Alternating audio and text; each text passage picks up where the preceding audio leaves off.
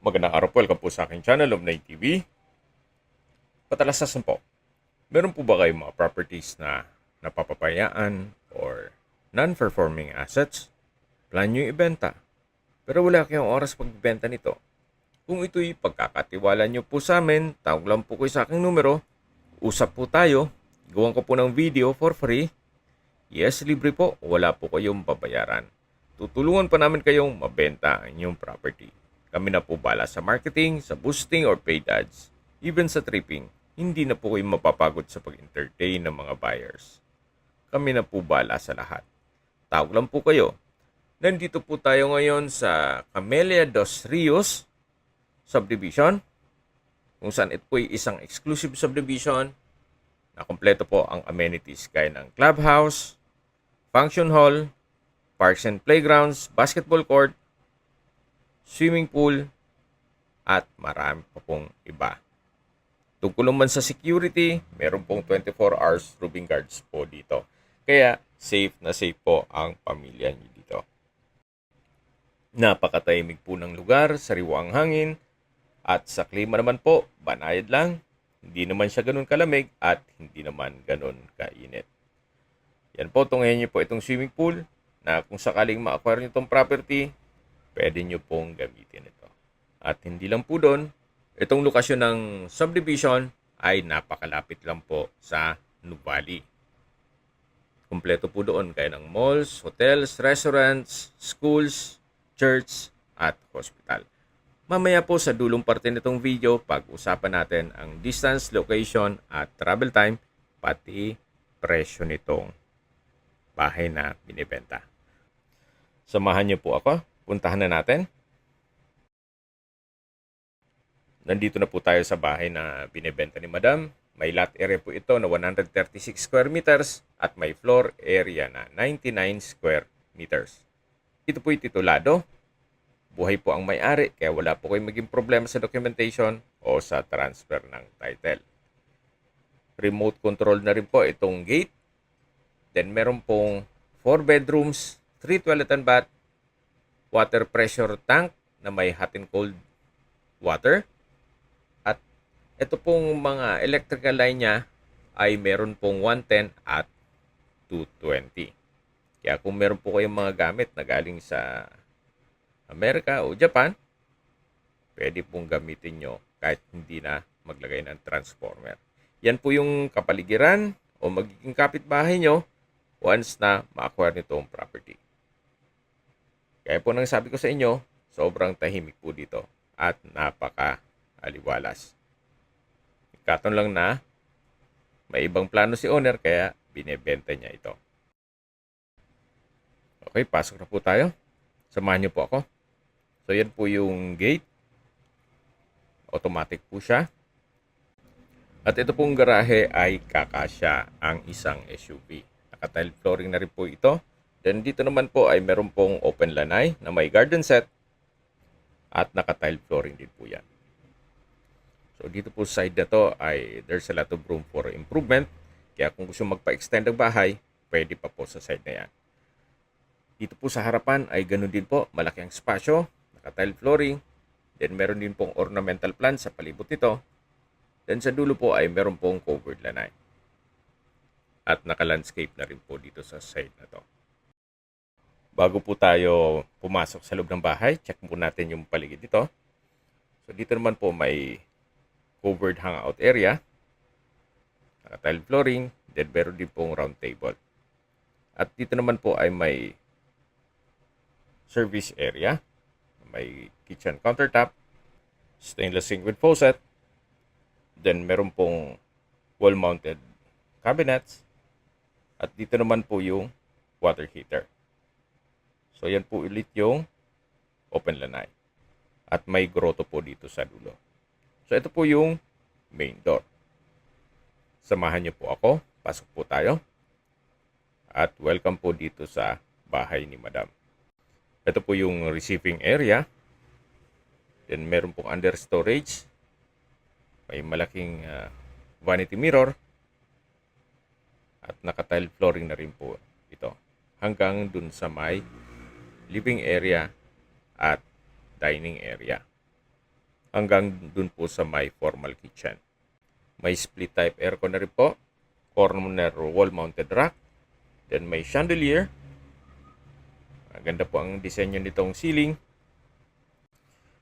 Yun po yung access door papunta sa likod ng bahay. At ito naman po yung bar counter. Lipat po tayo dito sa formal kitchen. May kitchen countertop, electric stove, range hood, kitchen window, then may kitchen cabinet, double stainless sink with faucet, at dito naman po yung access door papunta sa likod ng bahay na may double screen door. So dito po tayo galing kanina sa may open lanay at yan po yung main gate. At hanggang dun po sa service area. So balik po ulit tayo dito sa loob. Yan po yung formal kitchen, yung bar counter, at dito po yung dining area, living area. Kung meron man po kayong PWD or senior citizen sa pamilya, meron pong kwarto para sa kanila. Ito po yung first bedroom. Sa spasyo, malaki naman po. Sa pintura, maayos pa naman. Naka-tile flooring. Then meron pong glass window. Yan po yung likod ng service area. At may wall-mounted na cabinet. Naka-solid wood door. At paglabas nyo po, matatanaw nyo yung bar counter. At meron pong toilet and bath dito na katabi lang nitong first bedroom. Maayos naman ang toilet fixtures. May water closet with bidet, bathroom sink, shower enclosure, at from floor to ceiling po itong tile bathroom wall. Yan po yung overhead shower. Okay, labas na po tayo para check natin yung ibang parte nitong bahay. So yan po ulit yung dining, yung living area, at yung main door. Akit na po tayo dito sa stairs na kung saan ito yung naka-wooden staircase, wooden handrail, at railing. So maayos naman po ang steps. Hindi po ay mahirapan. Kasi meron pong hagdan na parang hirap na hirap tayong pumanik. So nandito na po tayo sa second floor. Ito po yung hallway. At yan po yung mga kwarto. Bago tayo pumasok dyan, check muna natin itong common toilet and bath. Naka-solid wood door, may bathroom countertop, water closet with bidet, vanity mirror, shower enclosure, then from floor to ceiling po itong tile bathroom wall. Meron din pong bathroom window. At centralized po ang hot and cold shower. So yan po yung hagdan kung saan tayo pumanik kanina. Dito naman po tayo sa second bedroom. Sa spasyo, sakto lang. Hindi naman siya ganun kaliit at hindi naman ganun kalaki. Meron din pong wardrobe. Then naka-tile flooring. Maayos pa naman ang pintura. Meron din pong mga outlet. May drawer.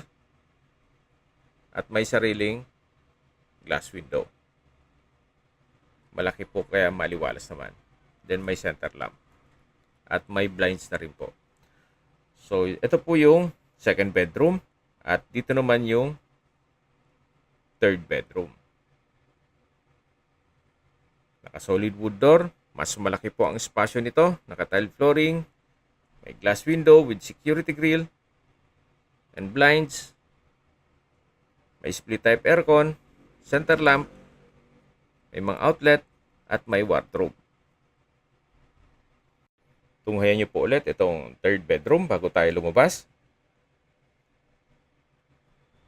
So, yan po yung drawer at wardrobe. Then, naka-solid wood door na rin po ito. So, lipat na po tayo dito sa fourth bedroom o master's bedroom. Napakalaki po ng espasyo, naka-tile flooring, may split type aircon, sliding glass window with security grill and blinds, center lamp. Meron pong dalawang wardrobe na from floor to ceiling at may drawer. So, sa pintura, wala din po kayong papagawa. Maayos pa. Then, may drawer and dresser po. At dito sa dulo ay ginawang office. At may sariling toilet and bath na naka-solid wood door din po. So, may bathroom countertop, water closet with bidet, malaking vanity mirror, then may shower enclosure, from floor to ceiling din po itong tile bathroom wall. Then meron pong shower, o hot and cold shower, at bathroom window. So ito po yung toilet and bath dito sa master's bedroom. At hindi lang po doon, itong master's bedroom ay meron din pong access sa balkonahe o terrace. Meron pong sliding glass window dito. At ito po yung balkonahe na naka-tile flooring. Then covered na rin siya. Ito pong bahay ni Madam ay marami na pong improvements. Tingnan nyo po yung mga kapitbahay. Bare lang sila. Compare nyo naman dito sa bahay ni Madam na marami na po siyang pinagawa. Pero ganun pa man, sinabay pa rin niya sa market value ang presyo nito. Okay, sa distance, location at travel time portion na muna tayo.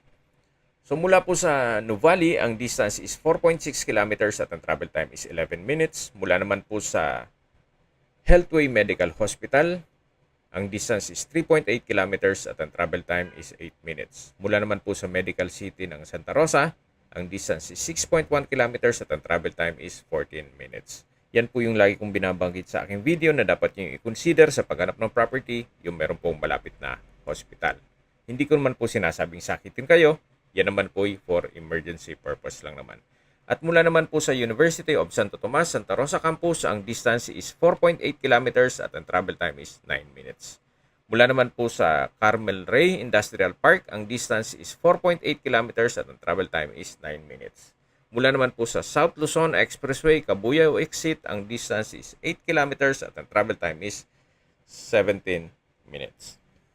Kung manggagaling naman po sa Manila o sa airport, ang distance is 45.3 kilometers at ang travel time is 1 hour and 13 minutes. Okay, sa presyo na po tayo.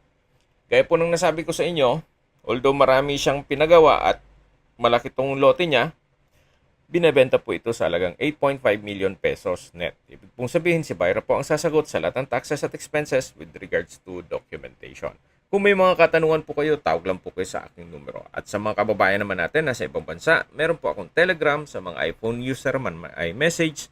Meron din pong Imo, Skype, Viber at WhatsApp. Same number lang po, 0917-316-3399. Sa mga nagtatanong naman po ng aming Facebook, meron po aming Facebook page na Nov9 TV at Facebook Reels Video. Meron din pong TikTok at Instagram. May ibang YouTube channel po kami na The Nov9 TV channel at Nov9 TV Listings. Sana po naibigyan nyo ang video presentation. Paki-like and subscribe na lang po sa aking channel para ma-update din po kayo sa aking future listings. Kung sakali po hanap nyo yung mas malaking sukat na lupa, meron din po kami ibang listings na pwede nyong pagpilian. Huwag po kayong mag-atubiling tumawag sa amin, then let us know your budget para malaman namin kung anong property pwede naming i-lock sa inyo. Sa lahat kong viewers, subscriber at nagtiwala po sa amin, salamat po sa suporta. Ingat po kayo lagi at yung pamilya. Maraming salamat po.